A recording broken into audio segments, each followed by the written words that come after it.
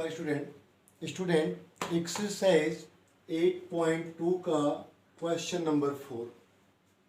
यहाँ पर true false आपको बताना है, बट आपको जस्टिफाई भी करना है कि ट्रू है तो क्यों है, फॉल्स है तो क्यों फॉल्स है।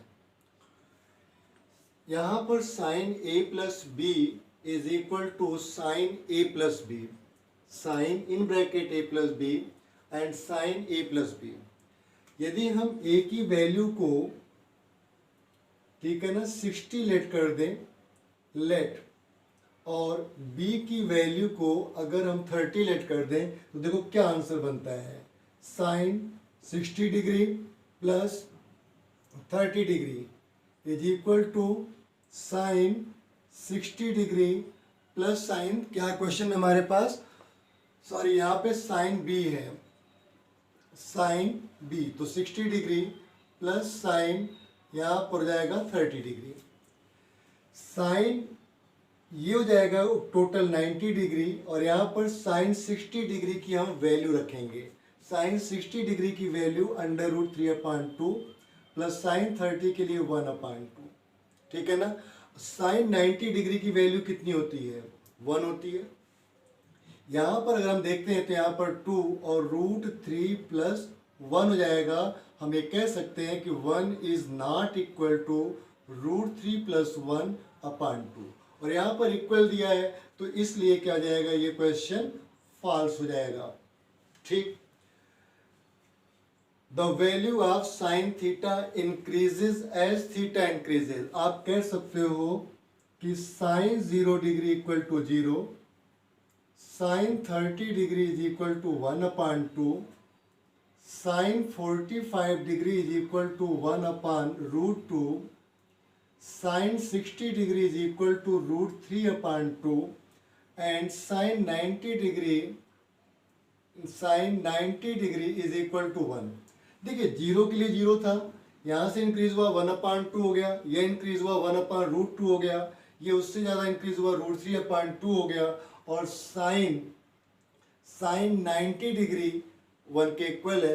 अर्थात देख रहे हैं कि आप ये इंक्रीज होता, जैसे जैसे थीटा की वैल्यू इंक्रीज हुई वैसे वैसे साइन थीटा की वैल्यू का मार्जिन भी इंक्रीज होता चला गया।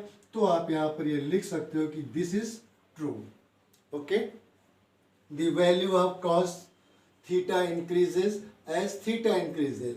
अब देखें, कॉस 0 डिग्री की वैल्यू क्या होती है, 1 होती है। कॉस 30 डिग्री तो यहाँ पर जाएगा √3/2, ठीक है। कॉस 45 डिग्री की जो वैल्यू है, कॉस 45 डिग्री 1/√2 है। कॉस 60 डिग्री की वैल्यू 1/2 है। कॉस 90 डिग्री की वैल्यू 0 है। जैसे जैसे थीटा की वैल्यू आगे जाती गई, इसके जो वैल्यू की है वो क्या हो गए, डिक्रीज होते गए। तब यहाँ पर आप क्या लिखोगे कि फॉल्स, ये इंक्रीज नहीं होगा, ये क्या होगा, डिक्रीज होगा, and it will be decrease, decreases, ठीक है ना। यहाँ पर ट्रू है क्योंकि इंक्रीज हो रहा है, तो आप यहाँ लिख सकते हो कि it will be increases, it will be increases. आइए देखते हैं, sine theta is equal to cos theta for all value. हम ये कहते हैं कि भाई साइन की 30 डिग्री है और कॉस थीटा का भी हमने 30 डिग्री रखा, तो साइन 30 पर कितना होगा, 1/2, और ये कितना जाएगा, √3/2। जब फर्स्ट में ही इक्वल नहीं हुआ तो ऑल वैल्यूज भी इक्वल नहीं होंगी, इसलिए क्या हो जाएगा, ये फॉल्स हो जाएगा। Cot A is not defined for A. Cot A is not defined for A. आप यहाँ पर क्या लिखेंगे, cot थीटा। cot थीटा के लिए cos थीटा अपान क्या होता है, sin थीटा होता है। हम ये मान के चलते हैं कि यहाँ पर cos थीटा के लिए मैंने 1 रख दिया, 90 डिग्री रख दिया, ठीक है ना, और यहाँ पर sin 0। तो यहाँ पर आप जरा थीटा की वैल्यू 90 रख लो, तो cos 90 डिग्री और sin 90 डिग्री जरा रखिए। यहाँ पर cos 90 डिग्री की जो वैल्यू होगी वो कितनी होगी? cos 90 डिग्री के लिए आता है आपका 0, ठीक है ना, और sin 90 डिग्री के लिए क्या होता है? 1 होता है, ठीक।